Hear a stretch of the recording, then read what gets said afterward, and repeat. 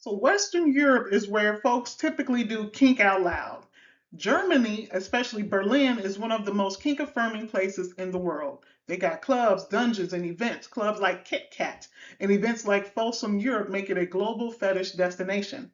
Berlin's vibe, think radical acceptance, freedom of expression, and ain't no shame in your game, okay?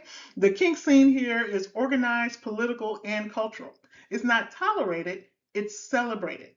With that being said, Berlin being widely recognized as one of the most kink affirming and sexually liberated cities in the world, even in a city this free, some patterns still limit access and safety. For example, gatekeeping is strong. Entry into major clubs is often based on aesthetics and not ethics.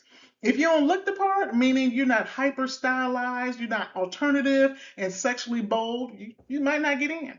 This creates pressure to perform a certain kind of kink visibility, which isn't accessible to everyone, especially if we're thinking about newcomers, disabled folks, or those without the money for all the gear and fancy stuff. Also, consent culture isn't consistent across the board. You have some spaces that are deeply intentional about negotiation and safety. You have others rely on vibe, clout, or social norms, which leaves room for harm.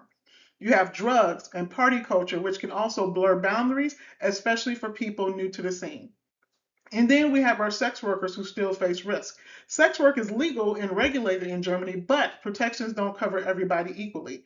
Migrant workers and folks without legal status face more policing and fewer safety nets. And there's still stigma, especially outside the city center in more of the conservative areas.